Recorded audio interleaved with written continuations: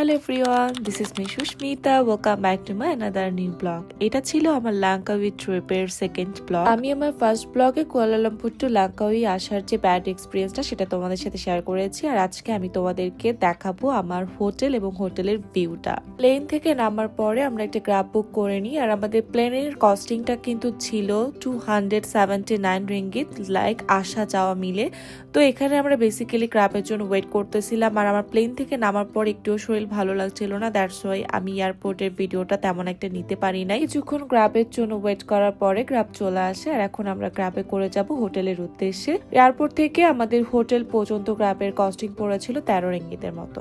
আমি যে কস্টিং গুলো তোমাদের সাথে শেয়ার করতেছি তার মানে এটা না যে তোমাদের এরকমই কস্টিং পড়বে, আমি জাস্ট একটা আইডিয়া দিচ্ছি যে আমার লাঙ্কাউইতে কেমন কি কস্টিং পড়েছিল এবং কতটা খরচ হয়েছে। যেহেতু আমি কোনো ট্রাভেল ব্লগার না, তাই তোমাদের এক্স্যাক্টলি মানে ওইভাবে করে আসলে এক্সপ্লেন করতে পারবো না, জাস্ট একটা ধারণা দিতে পারবো যে আমার লাঙ্কাউই ট্রিপে কেমন কি কস্টিং পড়েছিল। এয়ারপোর্ট থেকে আমার হোটেল পর্যন্ত আসতে লাঙ্কাউইর যে রোডটা এত বেশি সুন্দর ছিল, সেই সুন্দর রোডটা উপভোগ করতে করতে চলে আসলাম আমরা আমাদের ডেস্টিনেশনে। আমি যে হোটেলটা বুক করেছিলাম সেটা ছিল আদায়া হোটেল, এবং এদের কিন্তু দুইটা লোকেশনে হোটেলটা আছে। বেসিক্যালি আমরা ইগল পয়েন্টের কাছাকাছি যে হোটেলটা ছিল আমরা ওটাই বুক করেছিলাম। এই হোটেলটা নিয়ে অনেক ভালো রিভিউ পেয়েছি, এই জন্য আমরা এই হোটেলটাই বুক করেছিলাম। বাট এটার রুমটা এখন কেমন হবে সেটাই দেখার বিষয়। কিন্তু চারপাশের ভিউটা আমার কাছে এসে অনেক বেশি ভালো লাগছিল, খুবই নিরিবিলি শান্ত পরিবেশ। আসলে বিচের কাছে নিলে অনেক বেশি লোকজন থাকে এবং ওই জায়গাটা না এত বেশি নিরিবিলি শান্ত থাকে না।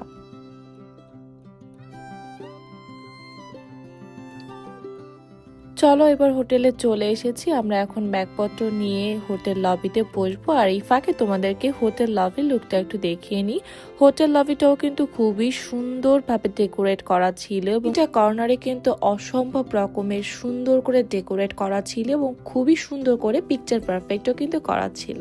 এই সাইডটা ছিল কাস্টমারদের জন্য বসার একটা এরিয়া, খুবই সুন্দর এবং খুবই সিম্পল ভাবে ডেকোরেট করা, বাট দেখতে অনেক বেশি আইসোদিং ছিল, রাইট? তবে এই হোটেল এবং হোটেল লবির ডেকোরেশনটা আমার কাছে কেন জানি একটু মসজিদের মতো লাগছিল। আই ডোন্ট নো তোমাদের কাছে কেমন লাগছে, বাট আমার কাছে একটু লাগছিল সেরকমই।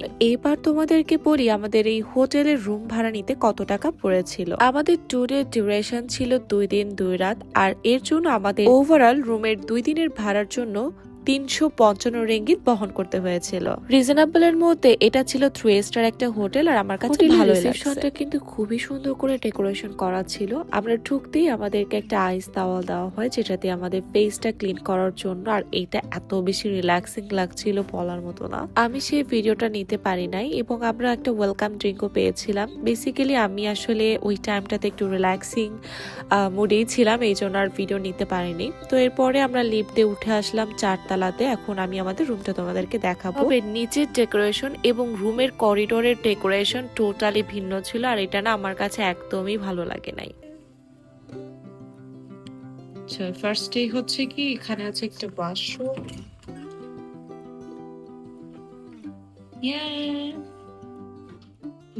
ওয়াশরুম সাইড হচ্ছে শাওয়ার।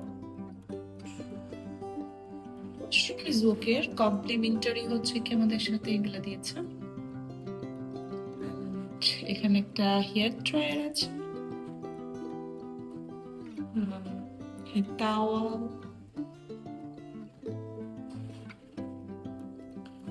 এটা হচ্ছে একটা কাভার্ড, কাভার্ডের মধ্যে কমপ্লিমেন্টারি আমরা পাচ্ছি এগুলা।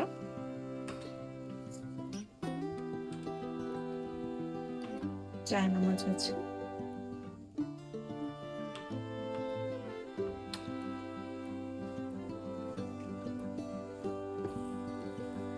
এখানে আছে কমপ্লিমেন্টারি আমাদের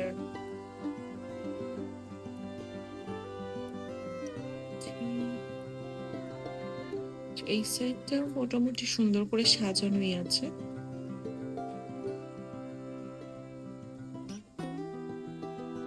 রুমের ভেতরে যা যা জিনিসপত্র দিয়েছিল সেগুলো আমি তোমাদেরকে ডিটেলসে দেখানোর চেষ্টা করছি। আর এখানে ছিল কুইন সাইজের একটা বেড, যেখানে তোমরা চাইলে 2 জন শেয়ার করে বা বেবি নিয়েও কিন্তু শেয়ার করতে পারবা। এর পাশেই ছিল একটা কফি টেবিল, যেখানে বসে তোমরা এই ভিউটা এনজয় করতে পারবে এবং কফি খেতে পারবা। Window. Welcome to our hotel. Okay, তো আমি তো ফার্স্টে ডিটেলসে সবকিছু দেখাইছি। এখন হচ্ছে তোমাদেরকে আমি আমাদের উইন্ডো না সরি বেলকনিটা দেখাবো। সো কাম, বেলকনিটা দেখা যাচ্ছে কেমন সুন্দর। মোটামুটি এটা পরিবেশটা ভালোই, খারাপ না। বাট খুলে না কেন? ও আচ্ছা, এইভাবে ঠিক আছে।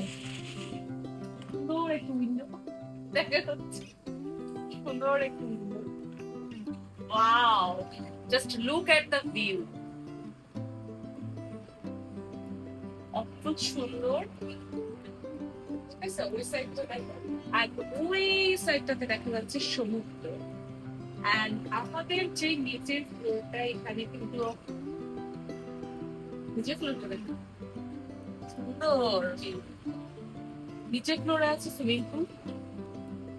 তো এই হচ্ছে কি আমাদের হোটেল রুমের ভিউটা, এত বেশি সুন্দর। ওভারঅল আমার কাছে ভালোই লেগেছে। তোমরা যারা ল্যাংকাউই আসতে চাও তারা চাইলে কিন্তু এই হোটেলটাই ট্রাই করে দেখতে পারো। আজকের ভিডিওটা এই পর্যন্তই, দেখা হচ্ছে পরবর্তী আরো একটা ব্লগ পর্যন্ত। সবার জন্য অনেক বেশি শুভকামনা, সবাই অনেক বেশি ভালো থেকো। আর ব্লগটা কেমন লাগলো সেটা আমাকে জানিও, আর ভালো লাগলে একটা লাইক কমেন্ট শেয়ার দিয়ে দিও।